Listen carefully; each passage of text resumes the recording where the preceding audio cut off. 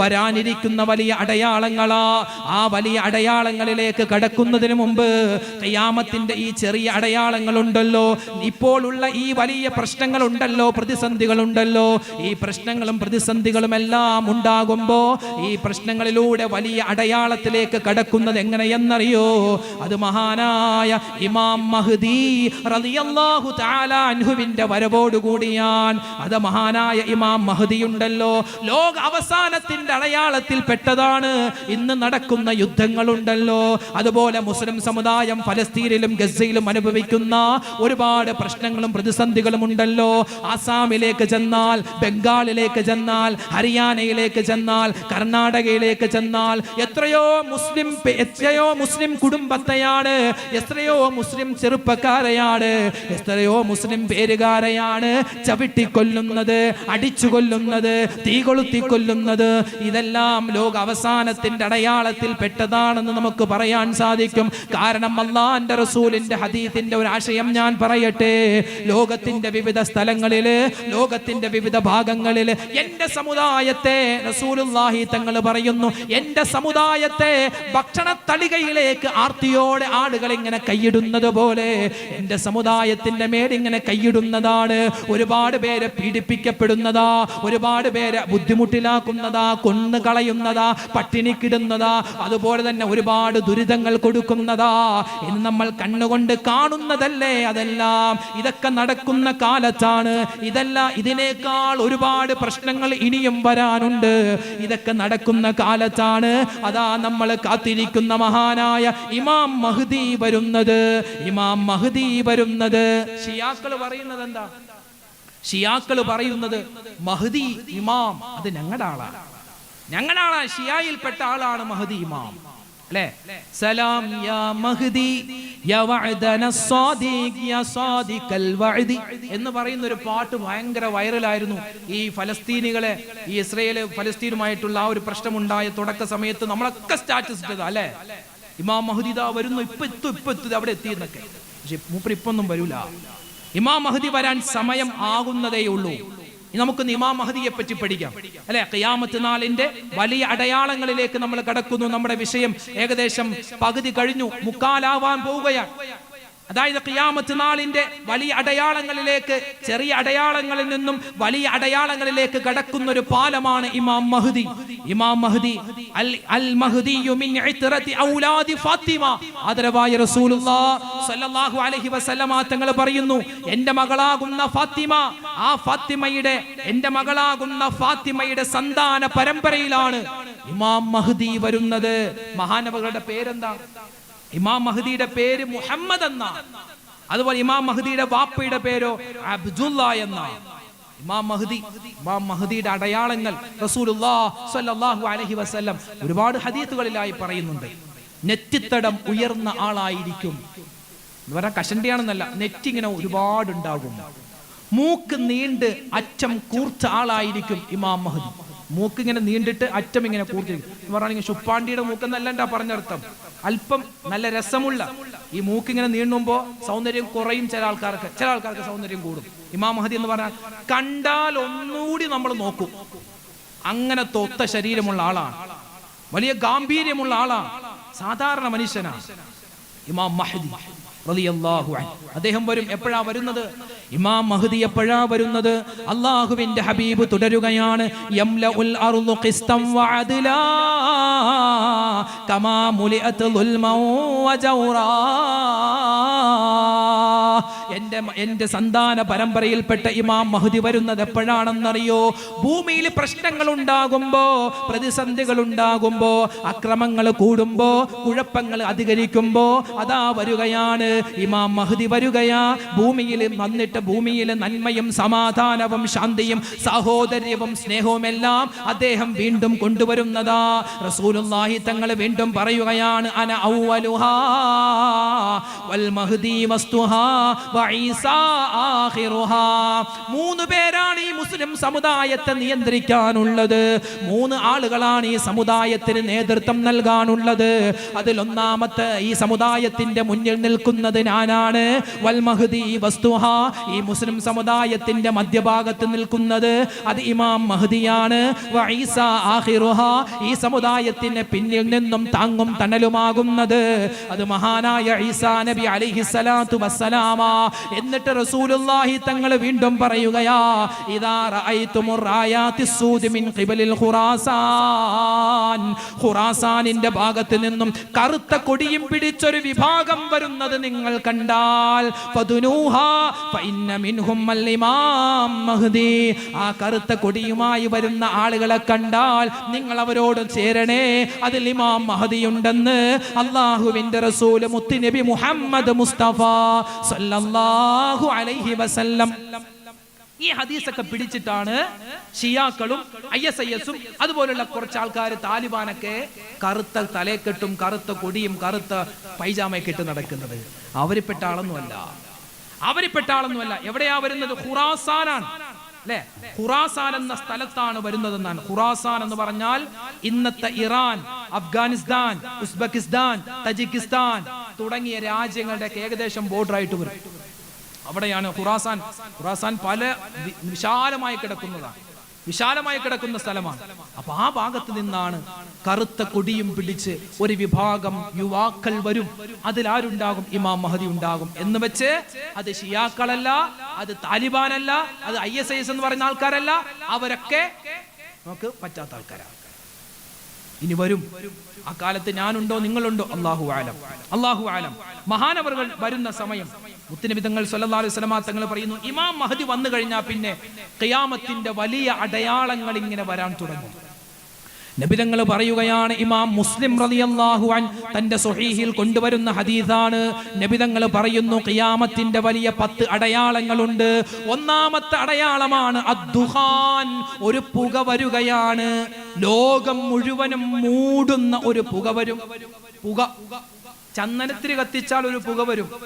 നല്ല സുഗന്ധമുള്ള, നമുക്ക് ബുദ്ധിമുട്ടില്ലാത്ത പുകയാണ്. എന്നാൽ പ്ലാസ്റ്റിക്കും കുപ്പയൊക്കെ ഒന്നിച്ച് കത്തിച്ചാൽ ഒരു പുക വരും. അത് നമുക്ക് ബുദ്ധിമുട്ടാൻ പ്രയാസമാണ്. അങ്ങനത്തെ ഒരു പുക വരും. ലോകം മുഴുവനും ദുഹാൻ, ആ പുക കൊണ്ടിങ്ങനെ മൂടുമെന്ന് വിശുദ്ധമായ ഖുർആൻ സൂറത്തു ദുഹാനിൽ തന്നെ അല്ലാഹു തആല പറയുന്നുണ്ട്. ലോകം മുഴുവനും ഒരു പുക ഇങ്ങനെ വരും. രണ്ടാമത്തെ അടയാളമായി പറയുന്നത് ദജ്ജാൽ വരികയാണ്. പിന്നെയോ മൂന്നാമത്തെ അടയാളം എന്ന മൃഗം വരികയാണ്. പിന്നെയോ പടിഞ്ഞാറ് നിന്നും സൂര്യൻ അതാ ഉദിക്കുകയാണ്. ഈസാ നബി വരികയാണ്. വരികയാണ്. 3 ഭൂകമ്പങ്ങൾ ഉണ്ടാവുകയാണ്. കിഴക്കൻ നാടുകളിൽ ഒരു ഭൂകമ്പം ഉണ്ടാകും, പടിഞ്ഞാറൻ നാടുകളിൽ ഒരു ഭൂകമ്പം ഉണ്ടാകും, മിഡിൽ ഈസ്റ്റിൽ ഒരു ഭൂകമ്പം ഉണ്ടാകും.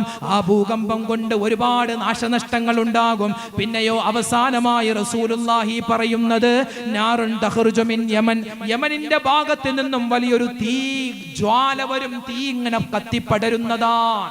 ഇതാണ് ഖിയാമത്തിന്റെ വലിയ 10 അടയാളങ്ങൾ. ഇതിന്റെ ഇടയ്ക്ക് ചെറിയ ചെറിയ അടയാളങ്ങളൊക്കെ ഉണ്ട്. ഇൻഷാ അല്ലാഹ് അതിലേക്കാണ് നമ്മൾ കടക്കുന്നത്. കുറച്ച് ഹദീസുകൾ മാത്രം പറഞ്ഞ് ഇൻഷാ അല്ലാഹ് നമുക്ക് ദുആ ചെയ്തു പിരിയാം. റസൂലുള്ളാഹി തങ്ങൾ പറയുന്നു, അല്ലാഹുവിന്റെ ഹബീബ് പറയുന്നു, ദജ്ജാൽ വരുമ്പോ ഇമാം മഹ്ദി നിലവിൽ നമ്മുടെ ഭൂമിയിലുണ്ട്. ഇമാം മഹ്ദി ഇങ്ങനെ ഒരുപാട് പ്രശ്നങ്ങളും പ്രയാസങ്ങളും ഉണ്ടാകുന്ന സമയത്താണ് ഇമാം മഹ്ദി വരിക. ഇമാം മഹ്ദിയുടെ നേതൃത്വത്തിൽ ഒരുപാട് യുദ്ധങ്ങൾ ഉണ്ടാകും. അതിലൊക്കെ മഹാനവറുകൾ വിജയിക്കും. അറബ് രാഷ്ട്രങ്ങളോട് പോലും ഇമാം മഹ്ദി യുദ്ധം ചെയ്യേണ്ടി വരും. കാരണം അവരൊക്കെ അന്ന് മോശപ്പെട്ട ആളുകളുടെ കൂട്ടാളികളായി മാറുമെന്നാണ്. അവരോടൊക്കെ യുദ്ധം ചെയ്യും. ഇസ്ലാം വിജയിക്കും, മുസ്ലിം വിജയിക്കും. അവസാനം എന്തൊക്കെ നാശനഷ്ടങ്ങൾ ഉണ്ടായോ മുസ്ലിം സമുദായത്തിന്, അതൊക്കെ വീണ്ടെടുക്കുന്ന ഒരു കാലഘട്ടത്തിലാണ് ഈ ദജ്ജാൽ വരിക. മാ ബൈന ഖൽഖി ആദമ ഇലാ യൗമിസ്സാഅ അംറുൻ അക്ബറു മിനദ് ദജ്ജാൽ. മഹാനായ ആദം നബി അലൈഹിസ്സലാത്തു വസ്സലാം മുതൽ ഖിയാമത്ത് നാൾ വരെയുള്ള ഏറ്റവും വലിയ ഫിത്നകളിൽ ഒന്ന് അത് ദജ്ജാലിന്റെ വരവാണെന്ന് ആദരവായ റസൂലുള്ളാഹ് സ്വല്ലല്ലാഹു അലൈഹി വസല്ലം. ദജ്ജാൽ എന്ന് ഇപ്പോ നിങ്ങളൊന്ന് നിങ്ങളുടെ കയ്യിലുള്ള ഫോണിൽ ഗൂഗിളിലൊന്ന് ദജ്ജാൽ എന്നൊക്കെ അടിച്ചു നോക്കിയേ. ഒരു ഫോട്ടോ വരും, ഒരു രൂപം. ഈ നെറ്റിയിൽ വലിയൊരു കണ്ണൊക്കെ ആയിട്ട് ഒരാളുടെ ഒരു ഫോട്ടോ അല്ലെ? ദജ്ജാൽ എന്ന് കേൾക്കുമ്പോൾ അങ്ങനെയല്ലേ? അങ്ങനെയൊന്നുമല്ല. അതൊക്കെ ആരോ ഉണ്ടാക്കി ചുമ തട്ടിവിട്ടതാ. ദജ്ജാൽ എന്ന് പറഞ്ഞാൽ ആരാ? മനുഷ്യനാ. ദജ്ജാൽ മനുഷ്യനാ. നമ്മെപ്പോലെ ഭക്ഷണം കഴിക്കുന്ന, വെള്ളം കുടിക്കുന്ന ഒരു മനുഷ്യനാണ് ദജ്ജാൽ. പക്ഷെ അവന്റെ ഫിത്ന അത് വല്ലാത്ത ഫിത്നയാണ്. നമ്മളെക്കാൾ ഒരുപാട് കഴിവുകൾ അല്ലാഹു തആല മനുഷ്യനാണെങ്കിലും അവനിക്ക് കൊടുത്തിട്ടുണ്ടെന്നാണ്. ദജ്ജാൽ അവന്റെ രൂപവും കോലവും വ്യക്തമായി ഹദീസിൽ കാണാം. റജുലുൻ ഖസീർ, പൊക്കം കുറഞ്ഞ ഒരു മനുഷ്യനാണ്. ആര്? ദജ്ജാൽ. വലിയ ആജാന ബാഹുവൊന്നല്ല, ഒരു പൊക്കം കുറഞ്ഞ ആളാണ്. ജഅദുൻ, വൃത്തിയില്ലാത്ത ചുരുണ്ട മുടിയായിരിക്കും ദജ്ജാലിനുണ്ടാവുക. മുടി പല രൂപത്തിലുണ്ട് അല്ലെ? ചുരുണ്ട മുടിയുള്ളവരുണ്ട്. എനിക്കൊക്കെ ചുരുണ്ട മുടിയാ. പക്ഷെ ചില മുടി കാണാൻ രസമുണ്ട്, ഈരി വെച്ചാൽ കൊള്ളാം. ചിലതോ ഇങ്ങനെ ചുരുണ്ടിരിക്കും, ഒരു മെനയില്ല. കണ്ടാൽ നമുക്കൊരു അറപ്പ് തോന്നും, വെറുപ്പ് തോന്നും. അതുപോലെ അറപ്പും വെറുപ്പും തോന്നുന്ന രൂപത്തിലുള്ള തലമുടിയാണ് ആർക്കുള്ളത്? ദജ്ജാലിനുണ്ടാവുക. അഫ്ഹജു, അവൻ നടക്കുന്ന രൂപം പോലും ഹദീസിൽ കാണാം. അഫ്ഹജു, അവൻ എങ്ങനെയാണ്? രണ്ട് കാലിന്റെ വിരലുകൾ അടുപ്പിച്ച് വെച്ച് കാലിന്റെ മടമ്പുകൾ അകത്തി വെച്ചാണ് നടക്കുന്നത്. താറാവ് നടക്കൂല, ഇങ്ങനെ അങ്ങനെയാ നടക്കുന്നതെന്ന്. ഇനിയോ ജസീമുൻ, നല്ല കൊടവയറക്കുള്ള ആളാണ്. ഇതാണ് ദജ്ജാൽ. ഹദീസിൽ പറഞ്ഞ ദജ്ജാൽ ഇതാണ്. ഗൂഗിളിൽ പറഞ്ഞ ദജ്ജാലിനെ നോക്കിയാൽ ഇവിടെ വലിയൊരു കണ്ണൊക്കെ ഉണ്ടാവും. ഇനി കേട്ടോ എങ്ങനെയാ അവൻ നടക്കുന്നത്? തല കുനിച്ച നടത്തം. ഈ ഗൊറില്ലയൊക്കെ നടക്കൂല, ഇങ്ങനെ ആ ഒരു നടത്തമാണ്. ശരീരം മുഴുവനും രോമമായിരിക്കും, ചുവന്ന കളറാണ്. ദജ്ജാലിന് 2 കണ്ണുണ്ട്. അപ്പൊ നമ്മൾ ഒറ്റക്കണ്ണൻ ദജ്ജാലെന്നോ? ഒരു കണ്ണിന് മാത്രമേ കാഴ്ചയുള്ളൂ, അതുകൊണ്ട് ഈ ഒറ്റക്കണ്ണെന്ന് പറഞ്ഞത്. അല്ലാതെ ഒരു കണ്ണ് മാത്രമൊന്നല്ല, 2 കണ്ണുമുണ്ട്, ഒരു കണ്ണിന് മാത്രമേ കാഴ്ചയുള്ളൂ. അതായത് വലത് കണ്ണിന് തീരെ കാഴ്ചയില്ല, ഇടത് കണ്ണിനാണ് കാഴ്ചയുള്ളത്. പിന്നെയോ ഈ വലത് കണ്ണ്, കാഴ്ചയില്ലാത്ത കണ്ണ് നമ്മളൊരു മുന്തിരി എടുത്തിട്ട് ഇങ്ങനെ നെക്ക് കൊടുത്താൽ മുന്തിരിയുടെ ഉള്ളിലുള്ള ആ പൾപ്പുണ്ടല്ലോ അതിങ്ങനെ പുറത്തേക്ക് വരൂലേ, അതുപോലെ കണ്ണിങ്ങനെ തള്ളിയാ നിൽക്കുന്നതെന്നാണ്. ഇതാണ് ഹദീസിലെ ദജ്ജാൽ. പിന്നെയോ 40 ദിവസം അവൻ വരും. 40 ദിവസമാണ് ഇവിടെ താമസിക്കുക. 40 ദിവസം ഉണ്ടാവുള്ളൂ, പക്ഷെ 40 ദിവസം കൊണ്ട് അവൻ ഉണ്ടാക്കാത്ത ഫിത്നയില്ല. ലോകത്തെ എല്ലാ സ്ഥലത്തും, മക്കയും മദീനയും ബൈത്തുൽ മുഖദ്ദസും ഒഴിച്ച് ബാക്കി എല്ലാ സ്ഥലത്തും വരും. കടുവാപ്പള്ളിയുടെ മുറ്റത്തും വരും, എല്ലാ സ്ഥലത്തും വരും. ഫിത്നയും ഫസാദും ഉണ്ടാക്കും, മുഅ്മിനീങ്ങളെ കൊല്ലും അല്ലെ. കാഫിരീകൾ എല്ലാവരും അവരുടെ കൂടെ കൂടും, അവിശ്വാസികൾ കൂടും. ജൂതന്മാരാണ് ഏറ്റവും കൂടുതലായി അവന്റെ കൂടെ ഉണ്ടാവുക. 70,000 ജൂതന്മാർ സ്ഥിരമായ ഒരു സേനയായി അവന്റെ കൂടെ ഉണ്ടാകുമെന്ന് നമുക്ക് ഹദീസിൽ കാണാം. അങ്ങനെ ദജ്ജാൽ വലിയ പ്രശ്നങ്ങൾ ഉണ്ടാക്കും. പറയാനാണെങ്കിൽ ഒരുപാടുണ്ട് കേട്ടോ, ഒരുപാട് വിശദമായി പറയേണ്ടതുണ്ട്. ദജ്ജാൽ എന്ന് പറഞ്ഞാൽ ഒരു 2.5 മണിക്കൂർ പ്രസംഗിക്കാനുള്ളതുണ്ട്. അപ്പൊ ദജ്ജാൽ ഇങ്ങനെ വന്നിട്ട് ഒരുപാട് പ്രശ്നങ്ങൾ ഉണ്ടാക്കും, പ്രതിസന്ധികൾ ഉണ്ടാക്കും. മുഅ്മിനീങ്ങൾ വന്നിട്ട് മഹാനായ ഇമാം മഹ്ദിയോട് പറയും, മഹ്ദി ഇമാമേ, ഞങ്ങൾ എന്താണ് ചെയ്യുക? വലിയ ഫിത്നയാണ്, ഫസാദാ. എന്റെ വാപ്പയെ അവൻ കൊന്നുകളഞ്ഞു, എന്റെ മക്കളെ അവൻ കൊന്നുകളഞ്ഞു. ദജ്ജാൽ വന്ന് വലിയ പ്രശ്നങ്ങൾ ഉണ്ടാക്കുന്ന സമയത്താണ് അതാ വരുന്നു നമ്മുടെ കഥാനായകൻ. യൻസിലു അലാ മനാറത്തിൽ ബൈളാഇ ശർഖിയത്തി ദിമിഷ്ക്, സിറിയയുടെ തലസ്ഥാനമാകുന്ന ഡമസ്കസ്. ആ ഡമസ്കസിൽ നിന്നും 7 കിലോമീറ്റർ അകലെയുള്ള അൽ മസ്ജിദുൽ അമവിയ എന്ന വെളുത്ത 2 മിനാരങ്ങളുള്ള വലിയൊരു പള്ളിയുണ്ട്. ആ പള്ളിയിൽ 2 അഭിപ്രായമുണ്ട്. ളുഹർ നമസ്കാരമെന്നും അല്ല സുബ്ഹി നമസ്കാരമെന്നും. ആ നമസ്കാരത്തിന്റെ സമയത്ത് ആ 2 വലിയ മിനാരത്തിന്റെ ഇടയിൽ നിന്നും അതാ കടന്നു വരികയാ മഹാനായ ഈസാ നബി അലൈഹിസ്സലാം. ഈസാ നബി വരികയാ. ഈസാ നബി എങ്ങനെയാ വരുന്നത്? അതും ഹദീസിൽ കാണാം. 2 വസ്ത്രം ധരിച്ച, 2 വസ്ത്രം. മഹത്തുക്കൾ പറയുന്നു, നമ്മൾ ഇഹ്റാമിൽ ധരിക്കുന്ന വസ്ത്രം പോലോത്തത് അത് ധരിച്ചാണ് വരുന്നത്. തലയിൽ ഇങ്ങനെ വെള്ളം ഇങ്ങനെ ഇറ്റുന്ന രൂപത്തിലാണ് വരുന്നത്. ഇമാം മഹ്ദിയുള്ള ഒരു പള്ളിയായിരിക്കും ആ സമയത്ത്. ആ പള്ളി വിശ്വാസികളുമായിട്ട് ബാങ്ക് വിളിച്ച് നിസ്കരിക്കാൻ ഇങ്ങനെ കാത്തിരിക്കുന്ന, ഇഖാമത്തിന് വേണ്ടി കാത്തിരിക്കുന്ന സമയത്താണ് അതാ വരുന്നു അസ്സലാമു അലൈക്കും എന്ന് പറഞ്ഞിട്ട് മഹാനായ ഈസാ നബി അലൈഹിസ്സലാത്തു വസ്സലാം ആ പള്ളിയുടെ അകത്തളത്തിലേക്ക് വരുമ്പോ തിരിഞ്ഞു നോക്കും വിശ്വാസികൾ. ഇതുവരെ കണ്ടു പരിചയമില്ലാത്ത മനുഷ്യനാണല്ലോ. ഇമാം മഹ്ദി തിരിഞ്ഞു നോക്കുമ്പോ അല്ലാഹുവേ, വരുന്നത് ഈസാ നബി നബിയാണല്ലോ. ഓടിച്ചെന്ന് കെട്ടിപ്പിടിക്കുകയാണ്, മുസാഫഹ ചെയ്യുകയാണ്, ബൈഅത്ത് ചെയ്യുകയാണ്. എന്നിട്ട് പറയുന്നു, മുഅ്മിനീങ്ങളെ ഇതാരാണെന്ന് മനസ്സിലായോ? ഇതാണ് നമ്മൾ കാത്തിരിക്കുന്ന ഈ ദജ്ജാലിന്റെ ഫിത്നയിൽ നിന്നും നമ്മെ കാക്കാൻ അല്ലാഹു അയച്ചിട്ടുള്ള മഹാനായ ഈസ നബിയാ. മുഅ്മിനീങ്ങളെല്ലാം ആവേശത്തോടുകൂടി എഴുന്നേൽക്കുകയാണ്, ഈസാ നബിയെ മുസാഫഹ ചെയ്യുകയാ. അങ്ങനെ അതാ നമസ്കാരത്തിന്റെ ടൈമാകുമ്പോ, നിസ്കാരത്തിനുള്ള സമയമാകുമ്പോ ഈസാ നബിയോട് പറയും, ഈസ നബിയെ നിങ്ങളാണ് ഇമാമ് നിൽക്കേണ്ടത്. ആ സമയത്ത് ഈസാ നബി പറയും, ഇമാം മഹദിയെ നിങ്ങളാണ് ഇമാമ് നിൽക്കേണ്ടത്. അങ്ങനെ രണ്ടഭിപ്രായമുണ്ട്, ഇമാം മഹദി നിൽക്കുമെന്നും ഈസ നബി നിൽക്കുമെന്നും. എന്തുമാവട്ടെ, അവര് രണ്ടിൽ ഒരാൾ ഇമാമ് നിൽക്കുന്നു. മുഅ്മിനീങ്ങൾ ആവേശത്തോടുകൂടി നിസ്കരിക്കുകയാണ്. നിസ്കാരം കഴിഞ്ഞ് ദിക്റൗറാദുകൾ കഴിഞ്ഞ് ഈസാ നബി എഴുന്നേൽക്കുകയാണ്. ചോദിക്കുന്നു, ഐന ദജ്ജാൽ, ഐന ദജ്ജാൽ? ഞാൻ ഈ ലോകത്തേക്ക് വന്നു കഴിഞ്ഞാൽ ഞാൻ ആദ്യമായി ചെയ്യേണ്ടത് ദജ്ജാലിനെ വകവരുത്തലാണല്ലോ. അതാണ് അല്ലാഹു എന്നോട് കൽപ്പിച്ചിട്ടുള്ളത്. അവൻ എവിടെയാണ്? ആ സമയത്ത് ഇമാം മഹദി പറയും, ദജ്ജാൽ ഉള്ളത് ലുദ് എന്ന് പറയുന്ന സ്ഥലത്താണ്. അങ്ങനെ പുറപ്പെടുകയാ. പുറപ്പെടുന്നത് കപ്പലിലാണോ, ഫ്ലൈറ്റിലാണോ, കാറിലാണോ എന്നൊന്നും അറിയില്ല. മാനവകൾ പോകും. ദജ്ജാലിനെ കണ്ടുമുട്ടുന്നത് ലുദ് എന്ന് പറയുന്ന സ്ഥലത്താണ്. ഇന്ന് ബാബു ലുദ്, ഇന്ന് ഇസ്രയേലിലാണ് ഈ ലുദ് എന്ന് പറയുന്ന സ്ഥലമുള്ളത്. ഇന്ന് അവിടെ ഒരു എയർപോർട്ടാണ്. ആ ഭാഗത്ത് വെച്ച് ദജ്ജാലിനെ കാണും. ദജ്ജാൽ ദൂരെ നിന്ന് കാണുമ്പോൾ മനസ്സിലാകും അത് ഈസ നബിയാ, അത് ഈസാ പ്രവാചകനാ വരുന്നത്. അവൻ എങ്ങനെ ഉപ്പ് അലിയുന്നത് പോലെ, വെള്ളത്തിൽ ഉപ്പിട്ടാൽ ഉപ്പ് അലിയുന്നത് പോലെ അവൻ പേടിച്ചു വിറക്കും. അവനിക്ക് അങ്ങോട്ടോ ഇങ്ങോട്ടോ പോവാൻ പറ്റില്ല. അതുവരെ അവൻ വീമ്പ് പറഞ്ഞതെല്ലാം ഇങ്ങനെ ഉരുകി ഒലിക്കുമെന്നാണ്. രണ്ടുപേരും തമ്മിൽ യുദ്ധമുണ്ടാകും, സംഘട്ടനമുണ്ടാകും. അവിടെ വലിയ തോക്കോ മിസൈലോ ഒന്നുമല്ല. ഇവിടെ നമുക്ക് കാണാം, ഫയുരിയഹും ദമഹു ബിഹർബ, ഒരു ചാട്ടുളി പോലെ നീളം കുറഞ്ഞ, എന്നാൽ അമ്പാണോ അമ്പല്ല, കത്തിയാണോ കത്തിയല്ല, അതുപോലത്തെ ഒരു ആയുധം കൊണ്ട് ഈസാ നബി അലൈഹിസ്സലാം ദജ്ജാലിനെ വകവരുത്തുന്നതാ. ഇതൊക്കെ ഇനി കാണാൻ കിടക്കുന്നു, വരാൻ കിടക്കുന്നു. ഇതൊക്കെ പറയുമ്പോ ചില ആൾക്കാർക്ക് തോന്നും ഏതോ ഒരു ലുട്ടാപ്പി കഥ, മായാവി കഥ വായിച്ച് വന്നിട്ട് ഇവിടെ ഘോരഘോരം പറയും. ലുട്ടാപ്പി മായാവി ഒന്നും അല്ല അല്ലേ? ഇതൊക്കെ ഹദീസിലുള്ളതാ, മഹത്തുക്കൾ പറഞ്ഞു തന്നതാ. എത്രയോ അടയാളങ്ങൾ. അങ്ങനെ വീണ്ടും അതാ ഈസാ നബി സല്ലല്ലാഹു അലൈഹി വസല്ലം പറയുന്നു, വയംകുതു അലൽ അർളി 45 സന, 45 വർഷമാണ് ഈസാ നബി പിന്നെ ജീവിക്കുന്നത്. 33ാമത്തെ വയസ്സിലാണ് ആകാശ ലോകത്തേക്ക് മഹാനവറുകളെ ഉയർത്തപ്പെട്ടത്. ബാക്കിയുള്ള വർഷം കൂട്ടി മൊത്തം 45 വർഷം ഈ ദുനിയാവിൽ മഹാനായ ഈസാ നബി ജീവിക്കുന്നതാണ്. തുമ്മയമൂതു, പിന്നീട് അദ്ദേഹം വഫാത്താകുന്നതാണ്. ഫയുദ്ഫനു മഈ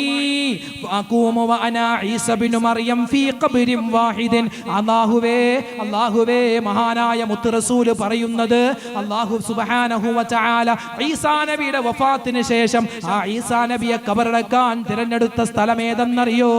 അത് മുത്തുനബി മുഹമ്മദ് മുസ്തഫ സല്ലല്ലാഹു അലൈഹി വസല്ലമ തങ്ങളുടെ ചാരത്താണ്, റൗള ശരീഫില.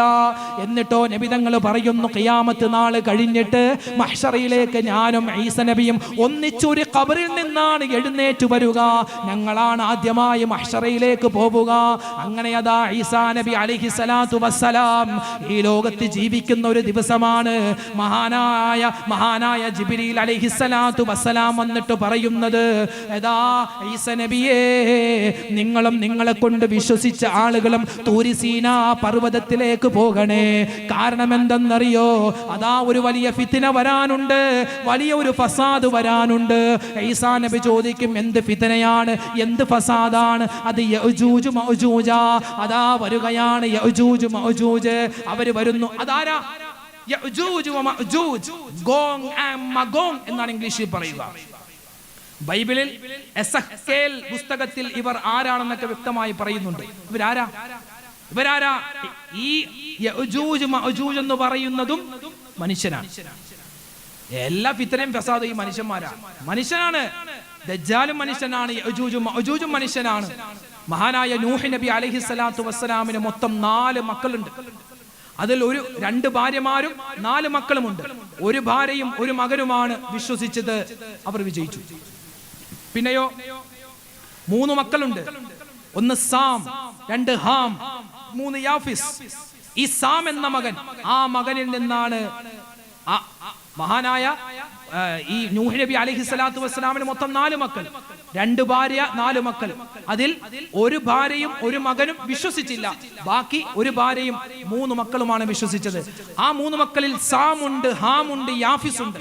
ഈ സാം എന്ന മകന്റെ സന്താന പരമ്പരയാണ് അബുൽ അറബി വൽ അജം, അറബികളും യൂറോപ്യന്മാരും. ഹാം എന്ന മകന്റെ പരമ്പരയിലാണ് അബുൽ ഹബ്ഷ്, ആഫ്രിക്കൻ വംശജർ, അല്ലെ? ആഫ്രിക്കക്കാരില്ലേ, നീഗ്രോ വംശജർ, അവരുണ്ടായത് ഹാം എന്ന മകനിൽ നിന്നാണ്. 3ാമത്തെ മകനാകുന്ന യാഫിസ്, ഈ യാഫിസിന്റെ സന്താന പരമ്പരയിലാണ് യഅജൂജും മഅജൂജും വന്നിട്ടുള്ളത്. യഅജൂജ് മഅജൂജ് എന്ന് പറഞ്ഞാൽ മനുഷ്യന്മാരാണ്. വികൃതമായ കോലമാണെന്നാണ്, കണ്ടാൽ പേടിയാകും. ഭയങ്കര ശക്തന്മാരാണ്, എപ്പോഴും അക്രമം ചെയ്യുന്നൊരു സ്വഭാവമാണ്, വലിയ ചെവിയുള്ളവരാ. മദ്രസയിലൊക്കെ നമ്മൾ കേട്ടിട്ടുണ്ട്, ഉസ്താദുമാര് പറയുമല്ലോ യഅജൂജ് മഅജൂജിനെ പോലെയാണല്ലോടാ എന്നൊക്കെ. അതായത് വലിയ 2 ചെവിയുണ്ട്, ഒരു ചെവി വിരിച്ച് അതിൽ കിടന്ന് മറ്റേ ചെവി കൊണ്ട് മൂടുമെന്നൊക്കെ ഉസ്താദുമാര് മദ്രസയിൽ ഇങ്ങനെ പറഞ്ഞു തന്നിട്ടുണ്ട്. അപ്പൊ അങ്ങനെയുള്ള ഒരു കോലം വിഭാഗം യഅജൂജും മഅജൂജും ഇനി അതാ വരാനിരിക്കുന്നു. ഈസാ നബിയുള്ള കാലമാ. അവര് വന്നിട്ട് ഭൂമിയിലെ മുഴുവൻ സ്ഥലങ്ങളിലും ചെല്ലും. എല്ലാ സ്ഥലങ്ങളിലും ചെന്ന് കൃഷികൾ നശിപ്പിക്കും, കന്നുകാലികളെ കൊന്നുകളയും, അങ്ങനെ മുഅ്മിനീങ്ങളായ മനുഷ്യരെയും ഉപദ്രവിക്കും. ആ സമയത്താണ് മഹാനായ ഈസാ നബി അലൈഹിസ്സലാം അല്ലാഹുവിനോട് ദുആ ചെയ്യുന്നത്, റബ്ബേ ഈ വലിയ ഫിത്നയിൽ നിന്നും ഞങ്ങളെ കാക്കണേ അല്ലാ. ആ സമയത്ത് അതാ വരികയാണ് കുറച്ച് പക്ഷികൾ വരുന്നു. ഫയുർസിലുല്ലാഹു ത്വയ്റൻ കഅനാഖിൽ ബുഖ്തി, ഒട്ടകത്തിന്റെ കഴുത്ത് പോലെ വലിപ്പമുള്ള പക്ഷികൾ വന്നിട്ട് മഹാനായ ഈസാ നബിയുടെ ആ ദുആഇന്റെ ഫലമായി ആ പക്ഷികൾ വന്നിട്ട് യഅജൂജ് മഅജൂജിനെ കൊത്തിക്കൊണ്ട് പോവുകയാ. അതിനു മുമ്പ് ഈ യഅജൂജിനെയും മഅജൂജിനെയും അല്ലാഹു തആല നശിപ്പിക്കും. എങ്ങനെയാ നശിപ്പിക്കുന്നത്? അവരുടെ കഴുത്തിന്റെ പുറകുഭാഗത്ത് ചില പുഴുക്കൾ വരും. ആ പുഴുക്കൾ വന്ന് അവരുടെ തലച്ചോറ് തിന്നും, അവരങ്ങനെ മരിച്ചു വീഴും. അങ്ങനെ ഭൂമിയിലെ പല സ്ഥലങ്ങളും ഈ യഅജൂജിന്റെയും മഅജൂജിന്റെയും ആ മയ്യിത്തുകൾ കൊണ്ട് നിറയുമെന്നാണ്, ദുർഗന്ധം കൊണ്ട് വമിക്കുമെന്നാണ്. ആ സമയത്താ ഈ പക്ഷികൾ വന്ന് ഒട്ടകത്തിന്റെ കഴുത്ത് പോലെ വലിപ്പമുള്ള വലിയ കഴുത്തുമായുള്ള വലിയ പക്ഷികൾ വന്ന് ആ ശവങ്ങളൊക്കെ കുത്തിക്കൊണ്ടുപോകും. ആ സമയത്ത് ഭൂമിയിൽ നല്ല മഴ പെയ്യുകയാ. ആ സമയമാണ് മഹാനായ ഇമാം മഹ്ദി വഫാത്താകുന്നത്. ശേഷം ഈസാ നബി അലൈഹിസ്സലാത്തു വസ്സലാമും വഫാത്താവുകയാ. അത് കഴിഞ്ഞാണ് ദാബത്തുൽ അർദ് എന്ന മൃഗം വരുന്നത്. സഫാ മലയുടെ ഭാഗത്ത് നിന്നാണ്. വജ്ഹുൻ കവജ്ഹിൽ ഇൻസാൻ, മനുഷ്യന്റെ മുഖമായിരിക്കും ആ ജീവിക്കുണ്ടാവുക. മിൻ ഖാറു ത്വയ്ർ, പക്ഷിയുടെ ചുണ്ടായിരിക്കും ഉണ്ടാവുക. ലഹും അർബഅതു ഖവായിം, 4 കാലുകളാണ് ഉണ്ടാവുക. മൂസാ നബിയുടെ വടിയുണ്ടാകും, സുലൈമാൻ നബിയുടെ മോതിരവും ആ ജീവിയുടെ കയ്യിലുണ്ടാകും. എല്ലാ മനുഷ്യന്മാരുടെയും മുന്നിൽ വന്നിട്ട് പറയും അൻത മുഅ്മിൻ അല്ലെങ്കിൽ അൻത കാഫിർ. ഇങ്ങനെ വന്നിട്ട് മുഅ്മിനീങ്ങളെയും കാഫിരീങ്ങളെയും എല്ലാം വേർതിരിക്കുമെന്നാണ്. ആ സമയത്ത് പിന്നെ ഭൂകമ്പങ്ങൾ ഉണ്ടാകുന്നു, പ്രശ്നങ്ങൾ ഉണ്ടാകുന്നു, ആകാശത്തിന്റെ താളം തെറ്റുന്നു, അല്ലെ? ആകാശത്തിന്റെ താളം തെറ്റുന്നു. സൂര്യൻ പടിഞ്ഞാറ് ഉദിക്കുകയാണ്. ആ സമയത്ത് ജനങ്ങൾ ചോദിക്കും, പടിഞ്ഞാറ് അസ്തമിക്കുന്ന സൂര്യ, എന്തേ നീ കിഴക്ക് ഉദിക്കാത്തത്? കിഴക്കുദിക്കുന്ന സൂര്യ, നീ എന്തേ പടിഞ്ഞാറ് അസ്തമിക്കാത്തത്? 2 ദിവസം 2-3 ദിവസം നീണ്ടു നിൽക്കുന്ന വലിയ പ്രശ്നം. അതായത് സൂര്യൻ ഒരു ദിവസം കിഴക്ക് ഉദിച്ച് പടിഞ്ഞാറ് അസ്തമിക്കും. പിന്നീട് രാവിലെ 6 മണിയായി 7 മണിയായി 8 മണിയായി സൂര്യൻ ഉദിക്കുന്നില്ല. അങ്ങനെ 3 ദിവസം ലോകം മുഴുവനും ഇരുട്ടിൽ കഴിയും. 3ാമത്തെ ദിവസം അതാ സൂര്യൻ ഉദിക്കും. കിഴക്ക് നിന്നല്ല, പടിഞ്ഞാറ് നിന്ന് ഉദിക്കുമെന്നാണ്. പടിഞ്ഞാറ് നിന്ന് ഉദിച്ച് ഉച്ചവരെയായി വീണ്ടും അസ്തമിക്കും. ആ സമയത്ത് എല്ലാവരും ഈയാം പാറ്റകളെ പോലെ നെട്ടോട്ടമോടും. എന്താണ് ഇവിടെ സംഭവിക്കുക എന്നറിയാതെ. ആ സമയത്ത് മുഅ്മിനീങ്ങളായ മനുഷ്യർ അവർക്ക് മനസ്സിലാകും, ഇതാണ് വാഗ്ദത്തം ചെയ്യപ്പെട്ട നാൾ, ഇതാണ് ഖിയാമത്ത് നാൾ. അവർ ഓടിച്ചെല്ലും. പള്ളികളിലും വീടുകളിലുമുള്ള മുസ്ഹഫുകളൊക്കെ തുറന്നു നോക്കുമ്പോ ആ ഖുർആനിന്റെ പുറംചട്ട മാത്രമായിരിക്കും. ഖുർആനിൽ എഴുതിയിട്ടുള്ള ആ വരികൾ, ഖുർആനിന്റെ അക്ഷരങ്ങൾ കാണാതെയാകും. ഖുർആൻ ഓർത്തെടുക്കാൻ പ്രയാസമാകും. അതായത് തൗബയുടെ വാതിലുകൾ അടയ്ക്കപ്പെട്ടു. ഉടൻ തന്നെ യമന്റെ ഭാഗത്ത് നിന്നും ഒരു കാറ്റ് വീശുകയാണ്. ആ കാറ്റ് തലോടിക്കൊണ്ട് മുഅ്മിനീങ്ങളെ പോകും. മുഅ്മിനീങ്ങളായ മനുഷ്യരെല്ലാം മരണപ്പെട്ട് വീഴുന്നതാണ്. അത് കഴിഞ്ഞ് നബി സല്ലല്ലാഹു അലൈഹി വസല്ലമ തങ്ങൾ പറയുന്നു, വാഖിറു ദാലിക നാറുൻ തഖ്റുജു മിൻ യമൻ. യമനിന്റെ ഭാഗത്ത് നിന്നും ഒരു തീഗോളം വരികയാണ്. ആ തീഗോളം വന്ന ബാക്കി ജീവജാലങ്ങളെ മുഴുവനും നശിപ്പിക്കുന്നതാണ്. അപ്പൊ ഭൂമി മുഴുവനും നാശമായി, ആകാശങ്ങൾ ഇടിഞ്ഞു വീഴാൻ തുടങ്ങി. ആകെ പ്രശ്നം. ഭൂമിയിൽ ഒരൊറ്റ മനുഷ്യനും ഒരൊറ്റ ജീവജാലങ്ങളും അന്നുണ്ടാവൂല. എല്ലാം നാമാവശേഷമായി പോകും. പിന്നെ ഉള്ളതാരാ? പിന്നെ ആകാശ ലോകത്തുള്ള ആളുകളാ. മലക്കുകളുണ്ട്, അതുപോലെ ഹൂറിലീങ്ങളുണ്ട്. സ്വർഗത്തിൽ ഉള്ള ആളുകൾ ഉണ്ടാകും. അവരോട് അവരുടെ റൂഹിനെ പിടിക്കാൻ അല്ലാഹു സുബ്ഹാനഹു വ തആല അസ്റായീൽ അലൈഹിസ്സലാത്തു വസ്സലാമിനോട് പറയുകയാണ്. അസ്റായീൽ കോടിക്കണക്കിന് വരുന്ന മലക്കുകളുടെ റൂഹിനെ പിടിക്കുന്നു, ഹൂറിലീങ്ങളുടെ റൂഹിനെ പിടിക്കുന്നു. അവസാനം രണ്ട് ആളുകളാണ് ലോകത്ത് അവശേഷിക്കുക. ഒന്ന് മഹാനായ അസ്റായീൽ അലൈഹിസ്സലാത്തു വസ്സലാമ.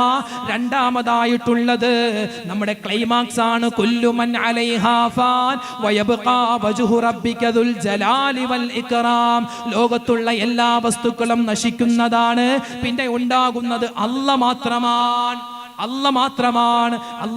അല്ലാഹു അസ്റായീലിനോട് പറയും, അസ്റായീലേ, ഇനിയുള്ളത് നീ മാത്രമാണ്, നീ തന്നെ നിന്റെ റൂഹിനെ പിടിക്കണേ.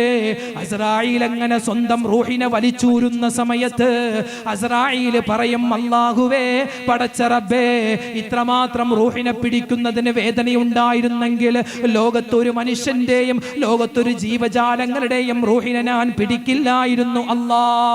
അങ്ങനെ അതാ ലോകത്ത് അല്ലാഹു മാത്രമാണ് അവശേഷിക്കുന്നത്. ലോകം മുഴുവനും നശിച്ചു കിടക്കുകയാ. പിന്നീട് പടച്ചവൻ എപ്പോഴാണോ ഉദ്ദേശിക്കുന്നത് ആ സമയത്ത് അതാ ആദ്യമായി ജീവിപ്പിക്കുന്നത്, ജീവൻ കൊടുക്കുന്നത് മഹാനായ ഇസ്രാഫീൽ അലൈഹിസ്സലാത്തു വസ്സലാമിന.